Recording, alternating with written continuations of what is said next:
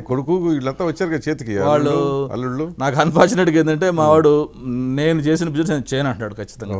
ఏదైనా ఓన్గా నేను చేసుకుంటాను తప్ప మీ బిజినెస్ నాకు వద్దు అంటున్నాడు.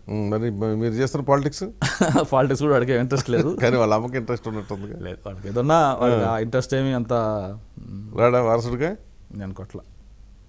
అనుకోవట్లేదా? అంటే నాకైతే పాలిటిక్స్ కంటే కూడా నేను ఆల్రెడీ పాలిటిక్స్ చూస్తున్నాను. ఒక రకంగా నేను ఫ్యామిలీ పరంగా నాకు వ్యక్తిగతంగా అయితే పిల్లలు పెళ్ళిళ్ళు చేసాం, బాధ్యతలు లేవు. కానీ నేను ఒక చంద్రబాబు నాయుడు గారితో మాట్లాడినప్పుడు ఆయనతో చేసిన తర్వాత మన లెగసీ ఉండాలి, మనం సంథింగ్ మనం హిస్టరీలో మనం చేసుకోవాలి, మిగతా వాళ్ళ మన తేడా ఉండాలి. ఆయనతో మాట్లాడేటప్పుడు ఆ ఇన్స్పిరేషన్ వస్తూ ఉంది, అరే నిజమే కదా అందరిలాగా మనం ఉంటే ఏంటని. బట్ మళ్ళీ బయటకు వచ్చేసిన తర్వాత ఏంటి వాట్ ఫర్ వీఆర్ రన్నింగ్, నిజంగా ఇది అవసరమా? ఫ్యామిలీ వదిలేసి, పిల్లల్ని వదిలేసి, బిజినెస్ వదిలేసి, హెల్త్ వదిలేసి, అన్ని వదిలేసి నిజంగా అవసరమా అని మళ్ళీ బయటకు వచ్చినప్పుడు కొంచెం డిమోర్లో చదువుతాం. మళ్ళీ ఎప్పుడు ఆయనతో కలిసాం అనుకోండి, మళ్ళీ సేమ్ క్లాస్ మాకు బిగుతాడు, అప్పుడు మళ్ళీ కొంచెం మోటివేట్ కావాలి.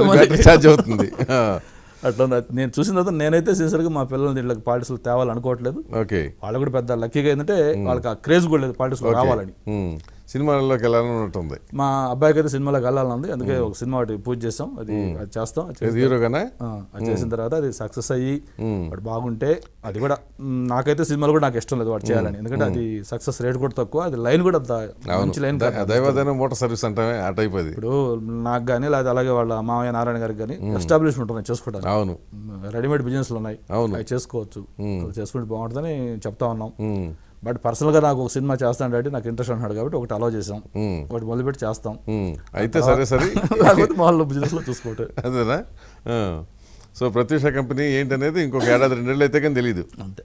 అంటే ఇంకా ప్రత్యూష నాకు తెలిసిన వరకు దాన్ని రివైవ్ చేయడం అనేది జరిగే పని కాదు, కొంత ఇబ్బంది, చాలా ఇబ్బంది. దాని మీద మళ్ళీ మొన్నే నేను మా చైర్మన్ అందరూ కూడా కూర్చున్నాం, ఏం చేద్దాం ఏంటని అని ఆడిటర్స్ చెప్పి తయారు చేస్తా ఉన్నారు. ఓకే, అంటే ఫైనాన్షియల్ సపోర్ట్ కూడా కావాలి దానికి. ఫైనాన్షియల్ సపోర్ట్ డెఫినెట్ కావాలి, ఏ బిజినెస్ కానీ కావాలి. మీకు ప్రాబ్లం ఏముంది? మీరు ఫైనాన్షియల్ బాగానే ఉన్నారు, ఇప్పుడు మీరు కొత్తగా వచ్చిన విజయం నారాయణ అట్లా కాదు కదా, నారాయణదే మాదే కదా, ఎక్కడ ఏదో అవుతుందండి. అంటే ఫైనాన్స్ చేయమంటే చేస్తారు కదా, చేస్తారు కానీ బట్ ఫైనాన్స్ తో పాటు టైం కూడా స్పేర్ చేయాలి.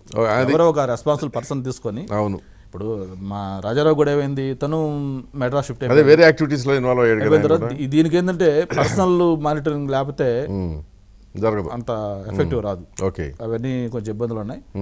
కూర్చొని ఈ 1 or 2 months లో యాక్చువల్లీ నేను సీఎం గారు కూడా చెప్దాం అనుకుంటున్నా, ఇట్లా ఉందన్న కంపెనీ ఇంత నాకు ఇబ్బందులు ఉన్నాయి, ఇట్లా ఏంటి ఎట్లా చేయాలి ఏంటి కూడా ఆయన కూడా ఒక అడ్వైజ్ అయ్యాడు. ఎందుకంటే ఈరోజు అన్నిటికీ ఆయన మాకు మెంటర్ కాబట్టి ఒక చెప్పి ఒక అడ్వైజ్ చేసుకుని దాని మీద ఫర్దర్ దాని ఏంటి క్లోజ్ చేసుకోవటమా లేకపోతే ఇంకేదో రివైవ్ చేయటమా ఏంటి కూడా మాట్లాడుకుంటున్నాం. సో సడన్గా టీడీపీ రాజకీయ జీవితం ఇచ్చింది కదా, దాన్ని వదిలేసి ప్రజారాజ్యంలోకి వెళ్ళాలని ఎందుకు అనిపించింది అప్పుడు?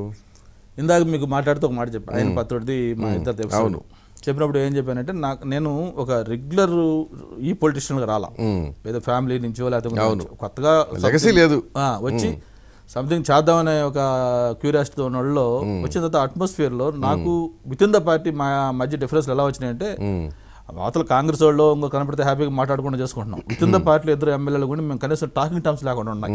చాలా ఎంబ్రాసింగ్ ఉండేది పొజిషన్ చూసుకుంటే. ఆ టైంలో అంటే చాలా మంది నమ్మట్లేదు దీన్ని చెప్పినా కూడా.